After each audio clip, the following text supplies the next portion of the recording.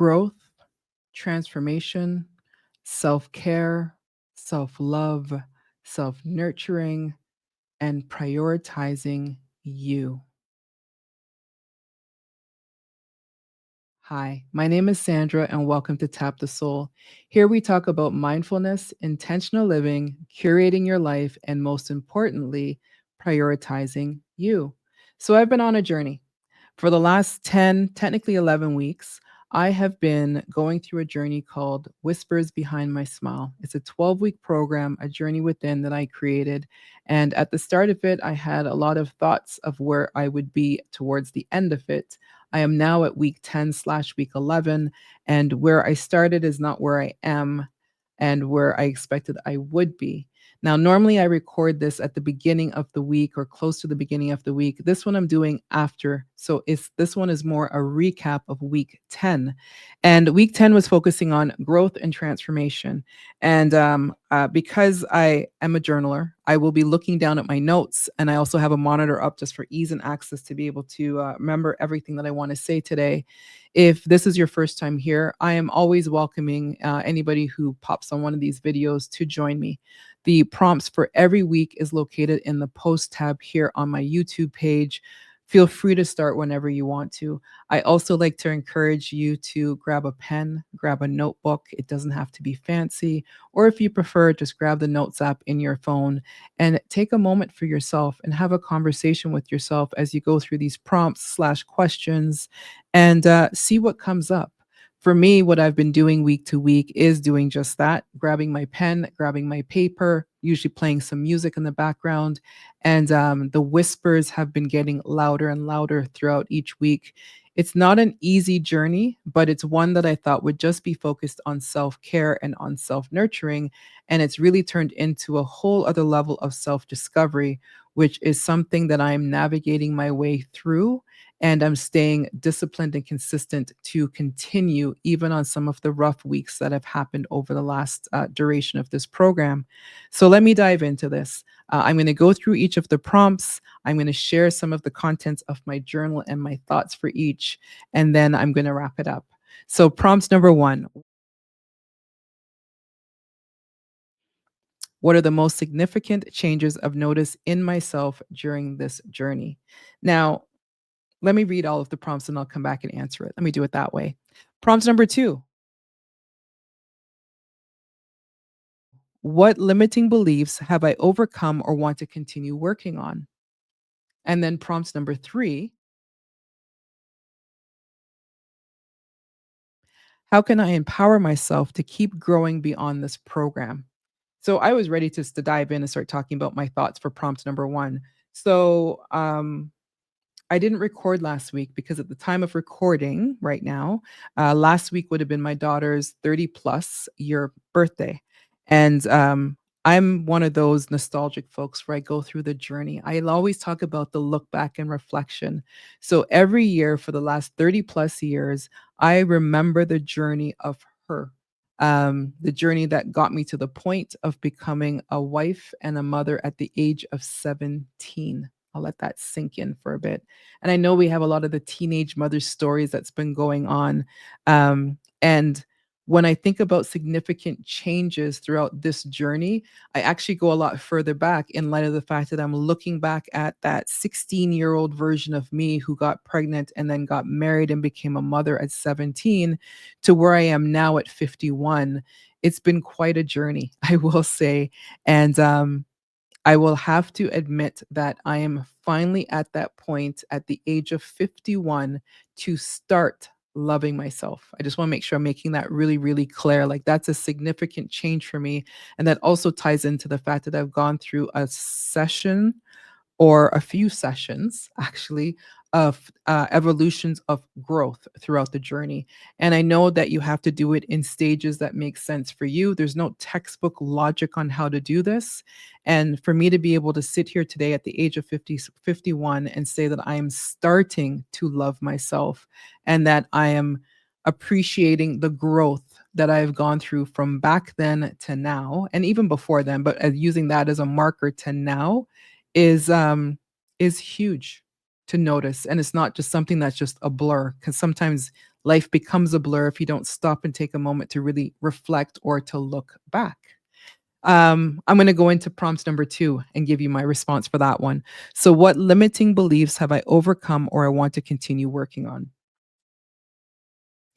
Becoming pregnant at 16 and a mother at 17, you grow up. So I grew up into adulthood and into motherhood and into being a wife all at the same time. I didn't go through layers and phases of it.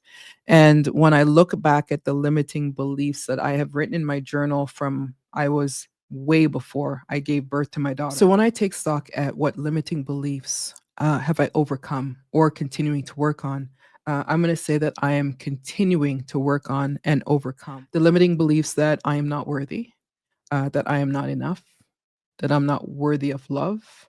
Um, there's a few others there, but I'll stop there. And I've posted it in a previous episode. If I remember what episode it is, I'll link it for you to get the full context and my thought around that. But I've spent majority of my life not feeling like I was worthy, not feeling that I was enough, not feeling that I was loved. And when you have that mindset, you operate in a way that is either isolation or it's self-destructive. And for me, I chose both paths sometimes at the same time. Sounds bizarre, but yeah, there's stories behind all of that. And it's just a lot of the childhood stuff. And we have so many of us that are going through that childhood trauma that has not been healed that we do need to listen to because those whispers are really coming up to many of us, like myself now, because I am able to cope and manage and resolve and heal and celebrate and go through the journey, right?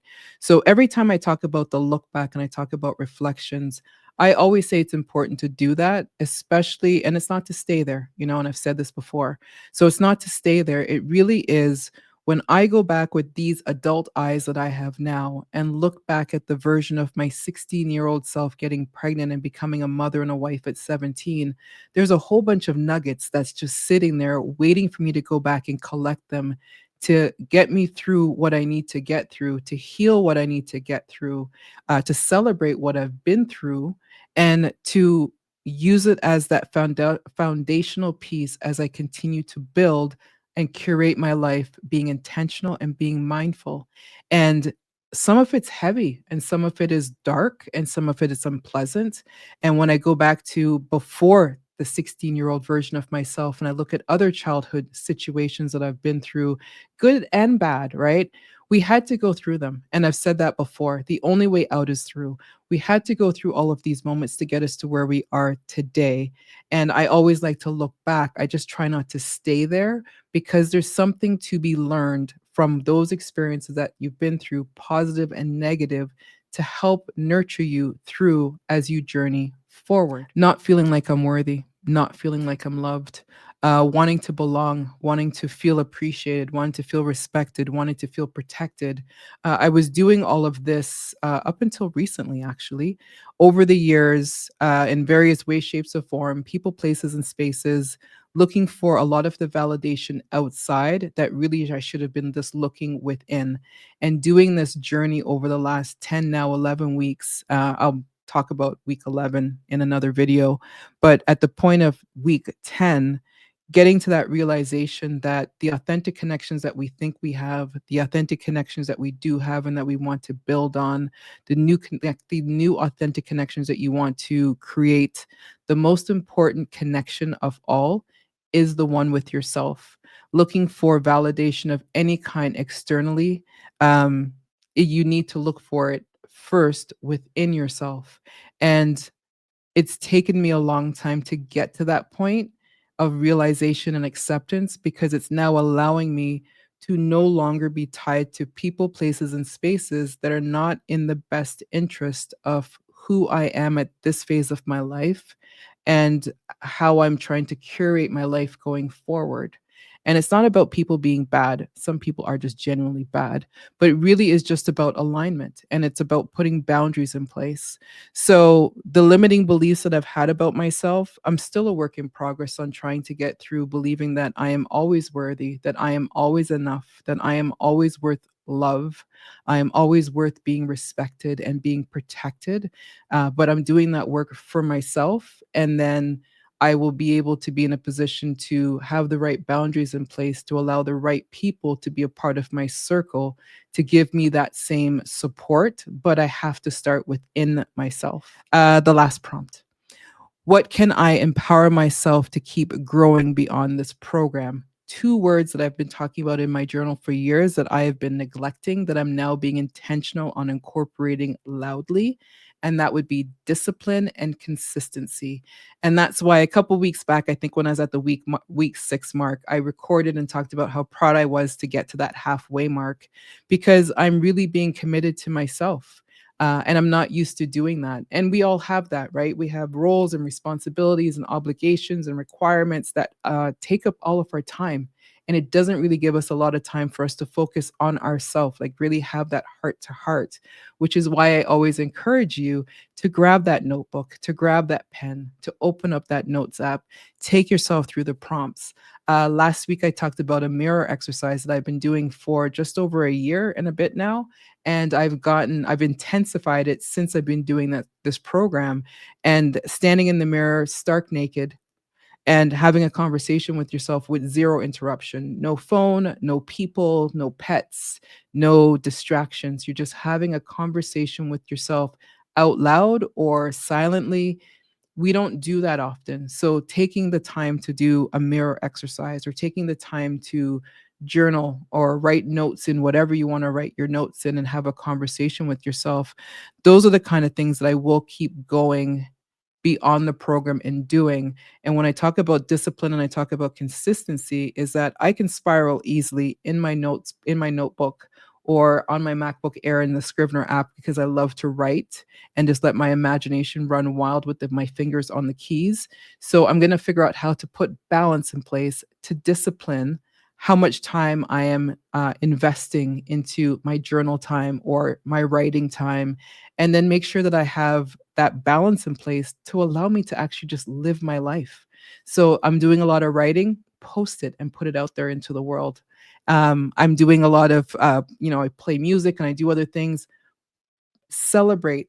Take a moment and celebrate the joy that I have when I'm writing, to celebrate the joy when I'm putting music together, celebrate the quality time that I'm spending with myself. And these are all the things that we just don't do.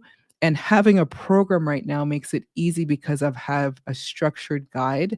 So the discipline for me is to remain consistent every single week, to carve out time daily to spend time with myself, to prioritize myself.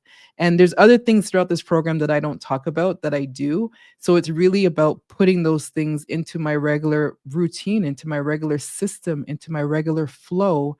So it doesn't feel like I'm forcing myself. I am just organically taking the time, prioritizing me, and spending some time with me. And then I'm still taking care of all of my other roles and responsibilities and obligations and requirements, because those don't go away. So I'm going to get ready to wrap up here.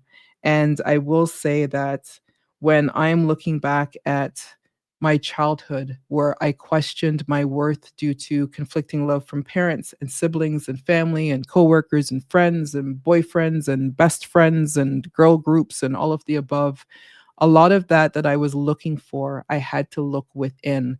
And doing that right now has been an eye-opening experience for me. As I said, self-discovery, and it's one that I'm really happy that I'm on. There are a lot of dark moments that I have been on over the last 10/11 weeks, but it has not deterred me from continuing to push forward. Why? Because the only way out is through. And every lesson along the way, every blessing along the way had to happen to get me here. So I share this with each of you weekly, and I am hoping that you will take a moment for yourself to prioritize yourself. And I'm also hoping that as I share parts of my life here with you, that it will inspire you, it will motivate you to take a journey like this, whether it's this or something else, to just focus on yourself, to look for the validation internally, to celebrate your successes internally, and to really just appreciate where you are now and the resilience that got you to where you are now, and allow yourself grace as you continue on your journey forward. So I'm going to tap out here and I will be back again soon. Peace.